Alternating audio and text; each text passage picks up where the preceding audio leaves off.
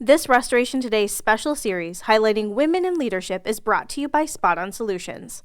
SOS is the leader in digital marketing for cleaning and restoration companies. As a Google Premier partner with industry expertise, they can help you grow your business with a customized marketing strategy and one-on-one support. Visit spotonsolutions.com now for a free strategy session.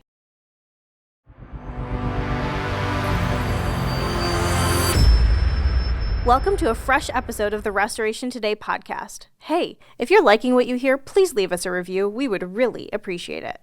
Hello there. Thanks for checking out another episode of the Restoration Today podcast. Today, I am excited to be joined by Liz Keefer. I love bringing women on the show, talking to women who are in the industry. Liz is passionate about IAQ. She's the owner of The Mold Girl. She's been in the industry for about 12 years, and her company is growing like wildfire. I don't know if you see her on social media or anywhere, but her company is growing like crazy. So I'm really excited to talk to her about the growth and her passion with IAQ, how she got there, all of those things. So Liz, thank you so much for joining me. I am just going to toss it right over to you to have you kind of introduce yourself and your background in the industry. Perfect. Well, first of all, thank you for having me.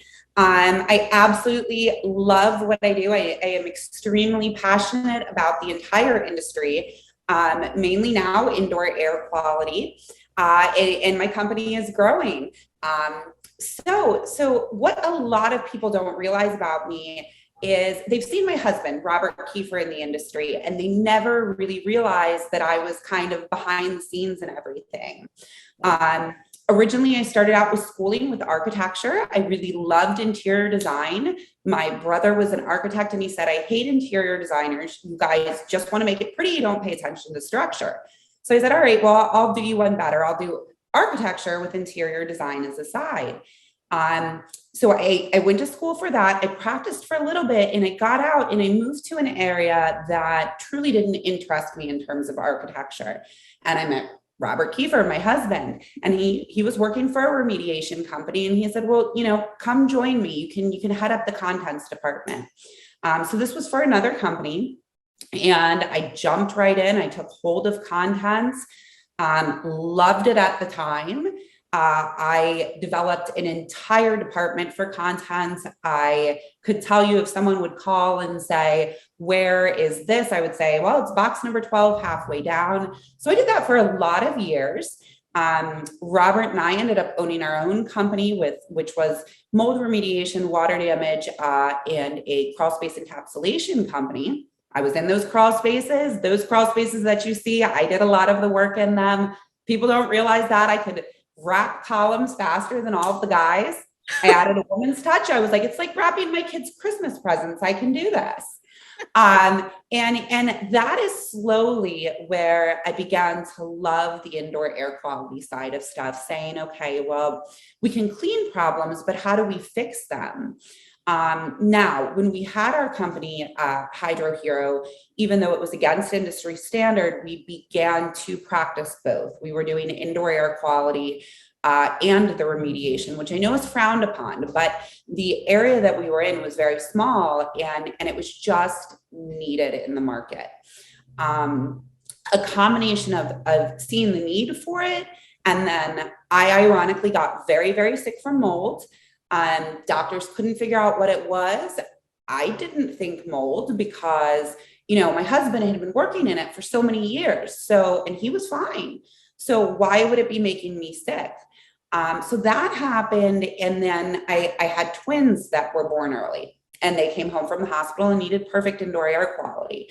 And all of those things really combined to make me say, instead of running from it, saying, this is it's a true need to have good indoor air quality. And I just picked up the ball and ran with it. Now to where the Mold Girl is, we sold our company up north, our crawl space encapsulation company, and we moved to Charleston. Honestly, loved the area, but it had mold, it had lead, it had asbestos. People will say, why'd you move here? And I say, mold. And they look at me kind of crazy, but it was good for business. Okay. And I do love the palm trees and Spanish moss. Who doesn't? Yeah. Yes. But so we moved here and we said, all right, we're just going to do indoor air quality. And Robert kind of ditched me, so to speak, and said, I'm done. And he kind of went in his own way with marketing. And I said, okay, I'm just going to do the mold girl. And I wanted it to be small. I wanted to do what I had a large company. I wanted to do what I loved. But I slowly saw the need for that in this area. I saw the need for assessors that had actually done remediation. So looked at it realistically. Not only, testing for the mold, because we have a lot of testers here, but said, okay, we can test for it. We have it. What caused it? Yep. So I saw the need for it. And then I also saw that this was a good industry where women could, I knew my challenges in terms of being a mom of 3 kids and it being hard to have a successful career and have to pick them up from school and balance everything. And from my side of things, I can turn around and I can say, all right, well, let me schedule an assessment here, here, and here. I can make a great living doing it and raise my kids. So that's kind of where I got the idea to expand it, and it has taken off and it is amazing. I love every aspect of it. So how many locations do you have now? Like, how many people do you have working for you? How has the expanding worked? So it's a little bit, it's a slow kind of process.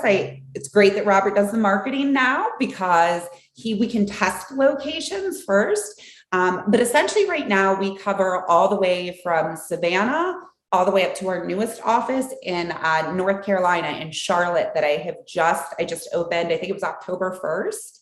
Okay. So we currently are growing this one so that I can bounce up there. Every location has to be within driving distance for me so that I can go up there, train the staff, come back down. After that, I know we're going to move to some other areas, but right now that's kind of our territory. I have great girls working for me. Some of them have background in it, and some of them just have a passion for it or have been affected by mold. That is truly what I look for when I am turning around and hiring is do we have someone that has been touched, their lives have been touched by mold in some way, because then I can teach them everything else. So I know that you don't just cover like that area though. I mean, I see you hopping on planes and going to assess jobs, like you were just in Michigan near me, and you've been other places as well. So how are those jobs coming to you? I mean, the industry outside of your area knows about you at this point, right? Yeah, which is kind of cool. And it's kind of cool that the tables have flipped because my husband traveled all the time and I held down the fort. And now I'm like, honey, I'm on a plane. I'll be back. But so I actually didn't seek those jobs out. There was a company that contacted me for a job that was local, and they loved my work because I covered everything from thermographic imaging to the mold, to the moisture. And they said, well, we've got locations across the United States. Will you travel? And I've got 3 kids, so I don't mind the travel and the peace and quiet. So I was like, all right, put me on a plane, I'm going. And from there, it's kind of just picked up, and it's cool. I think that the longest stretch I've been away so far is 2 weeks. That was hard. That was a long time without my kids. But as every location that I'm growing, as everybody there gets their footing in, kind of right now I oversee everything. Once that's kind of done, I very much look forward to traveling to a lot of locations for commercial jobs. It's just, life's too short. Yeah. Gotta have fun with what you're doing. And I love the different travel, again, with the architecture, seeing different architecture everywhere. So I did not aim to do that, but I end up loving it. And how old are your kids? So I've got twins that are 7, and then I've got a 9-year-old. Okay. I have a 7-year-old and a 2-year-old. So but the travel is fun, and it's nice when you have a partner, right? That like it works out and you can kind of just, they're used to you traveling. You get to show them that mom has a great career too. And yeah. And it was kind of funny. My husband, when I was gone for that 2-week stretch, I called him. This was probably a week into it. And I said, all right, so how's it going with the kids? And he said, good. We're actually learning about each other. And I was like, you do realize they're 7, 7, and 9. How are you just learning each other. But we did last week, we hired a nanny, best thing I've ever done. Because I am traveling for the North Carolina, the newest office. I am planning on spending about 3 to 4 days a week up there. Yeah, that's quite a few. Okay. So what is like an average job look like to you? Like, are you doing commercial and residential? What kind of tools are you bringing in? I don't know. I have a lot of questions. That was a big question, but what does a typical job look like? Yeah. So my typical job, I honestly do more residential than I do commercial right now. I love the commercial. But what I also love is the residential and the fine line things that a lot of people don't understand because they haven't had mold affect them yet. So I get a lot of referrals from doctors where there's not this problem that's extremely obvious in the home. It's more, we don't feel right, something's off. Can you come in and inspect it? And that is what I love. So my typical day usually is more residential than commercial. When we inspect a home, we are inspecting a home unless there's a definite problem. So we had a leak and we're focusing on that area. A lot of my jobs are really inspecting the home from top to bottom using thermal imagers, particle counters, taking testing to figure out the building envelope. Again, when we're looking at molds, we're looking at moisture. So whether it's building diagnostics, so your HVAC, which is big in this area, whether it's prior leaks, active leaks, we're really looking at the building envelope as a whole with so many different tools. And kind of the cool thing that I've trained all my girls on too is we're not just going in and we're not just doing testing. We're going in, we're looking at everything, and then we're deciding where we're going to do the testing, what type of testing to do. I think that in this industry, there are a lot of people that'll just come in and test, and it's like, no, that's kind of actually the last thing that we do. We got to figure out what's going on and how to take the proper testing. A lot of times that can end up being MVOC testing, which is so that there's tons of tools that we can use, but we really spend a lot of time with the clients to figure out what is going on before we even decide how we're going to approach it. Is any of this ever covered by insurance, or is almost all of it private pay? So a lot of my jobs are private pay. Now, if we've got a water damage or something that is a covered loss, then absolutely, I tell people this should be covered, not only the pre-testing, but the post-testing on everything. So on some of my jobs, it is covered, but a lot of times it is an out-of-pocket expense for the homeowner. But again, when you've got people that are truly not feeling good in their house, that expense is so small compared to everything else. Yes, money well spent. And the long-term health effects, if you don't take care of it, like you spend way more on medical bills or whatever down the road if you don't take care of it. Yeah. Well, so kind of the great thing too is there's some homes that we honestly go in that we don't find anything wrong with, but then we jump on the preventative side of things. So we say, okay, well, we inspected your home and great, it's perfect right now, but how do we keep it that way? And we jump into the prevention side of things. We can lower our relative humidity. We can reduce allergens. So no matter what, the money spent is always spent well because we're preventing future problems from happening. So I truly love that going into the prevention side. So since you've been on like the contractor side and now kind of the mold IAQ testing kind of side, what are some things that you see restoration contractors are missing during the overall restoration process when it comes to IAQ? Let's see. So a lot of it really actually doesn't have to deal with their results on things. So a lot of times I have companies pass, but I would say that the biggest thing that's missed, but a lot of people get it, and a lot of people that are watching this will get it, is the overall neatness of everything. I was huge on that. Robert was really my trainer, and he was, even though he's my husband and I never want to admit he's right with anything, I will never forget when I was doing contents, boxes had to be taped the same way. Stickers had to be put in the same spot. And that is because we are a cleaning industry and first impressions are everything. So your containment can be put up and it can look fantastic. You can remove drywall and have removed all of the affected drywall, but if your cut lines aren't straight, the first impression from the homeowner is going to be like, they didn't care about my job and this is sloppy. So it wouldn't necessarily be the final results that I see could use improvement. It would more be the neatness of the presentation, because again, to the client, that is everything. We are cleaning, and the presentation needs to say that. We need to have clean cut lines. We need to have clean containment. If we do have trash at the end of the day, and for some reason we can't take it off site, put it in a pile nicely somewhere so that people understand, okay, we do have this that's on site, but we've moved it away and we're taking the utmost care. So little things like that mean the world of difference. And that's perhaps what I see the most. And I get it. We're running at 100 as professionals. You know, I was running at 100 when I was on that side, running at 100 on this side, you know, jumped off a call before I got on this. So I understand it. But that 10 minutes to really make the site look beautiful, or that extra 20 minutes on containment, I think that's where I could see that the most improvement is needed in the industry. Do you think COVID had anything to do with people paying more attention to, I guess, one, cleaning for health and cleaning the right way, and two, the importance of indoor air quality and the air that we're breathing inside and taking care of our indoor environment?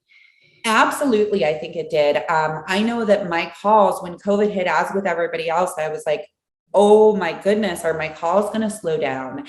If anything, they increased exponentially. People are now working from home. So they might have had a mold issue before, but they were in and out of their house, so they didn't notice. And now they're working all day in their home, and they're like, I something feels off here. And then, yes, just they're more aware in general. I would say that I have done more testing for dust bunnies that I've ever done, because people are noticing, hey, I've got a lot of dust, and they would never have thought about that before. But now they're home and they're like, what's going on? So COVID has definitely made people much more aware of their environment and keeping it clean, and the importance of any indoor air quality contaminant in their home. Okay, without getting too specific, can you tell us about an interesting job you've had recently or in the last couple of years? Yes. So I love the interesting stuff, the stuff nobody else will touch, which is probably why I fly out so many places too. But I think one of my favorite jobs, because it was the most unique, was an MRI that I got called into. Oh. It was a hospital, and they were doing maintenance on the MRI, and they found mold in it. And they're freaking out. So they're like, we need you up here now. Well, they said, we need you up here now. And I first thought was, I'd never dealt with an MRI. Send me pictures. Let's see what's going on before I get on a plane. Can't take pictures of the MRI. Fine. Put me on the plane. I'll get up there and we'll see what's going on. In realistically, once I got there, it was very, very simple what was going on. With an MRI machine, they have a room next to it where all the computers, cooling towers, everything's stored. And they pump air from that room into the MRI so that the patient can get fresh air. When I inspected that room, there was mold everywhere in that room. So they were essentially pumping contaminated air, unfortunately, right in. And I was like, oh my gosh. So we figured that out. That was relatively easy. But then the difficult part was, how do we clean the MRI? Manufacture, we got the specs from that. We could not use any type of chemical on it whatsoever. And we had to figure out how to clean this thing. So what we ended up doing was using compressed air to blow the spores off and then trap it under negative pressure. We could clean the room then, and it was a lot more technical, but in a nutshell, that's basically what we did. There were a few parts that we did have to replace because there was no way they had mixed with condensation that the compressed air would work on that. But that was perhaps one of my favorite jobs, because it was like all industry standard. I don't want to say industry standard, but all techniques that we usually use went out the window. They could not be used. So it was like, how do we do this then? That was probably my favorite. That's really interesting. Okay. That really, I think that was the bulk of my questions. Is there anything else that you want to add to this conversation, or talking about IAQ, or relating to restorers or tools, anything like that? I think that again, it's just a great time to be in the industry. We were worried about COVID, but I think that it has been fantastic in terms of the awareness for everybody. I will say that before I would spec out UV lights, low dehumidification, and realistically, no one was really using UV lights in their HVAC system, or at least residential homeowners weren't. Now it's everybody's putting them in. It's hard to get some people to get their hands on them. So I really think that it's a cool time to be in the industry. I love this industry. Don't be afraid to work with your industrial hygienist. I know from the restoration side that I was always like, oh my gosh, industrial hygienist is coming on site. And I remember, there were times we didn't pass, and those words like fail. It was just like, but you can have a great relationship as long as you have open lines of communication with the industrial hygienist. Don't look at them as, oh my gosh, they're coming on site to pass or fail me. You can really work together, and it ends up being a wonderful relationship where you can both learn from each other. And that is one of the things where I think too, my company has been successful. The willingness to work together, the going on site with a smile on our faces to say, hey, we're just here to help. We're here to help and answer any questions. So those probably would be my best words of advice. So what do you hope you're doing 10 years from now? You're growing, your kids are growing. Yeah. Honestly, I would love to see Mold Girl locations throughout the United States. And realistically, I'd love to just move into the teaching at that point. I love education. I always secretly wonder, will I ever get sick of repeating the same thing over and over to my clients? But you know what? Every time I get on site, I've got a new passion for it. And I hope to eventually get out of the field, but move more towards the education and the teaching side of things. Perfect. That is awesome. Well, I will be watching. I have no doubt that you're going to do that. So Liz, thank you so much for your time. I appreciate it. I hope you have an awesome day. Oh, thank you. You as well. For more Restoration Today, visit our website, cnrmagazine.com, or find us wherever you get your favorite podcasts.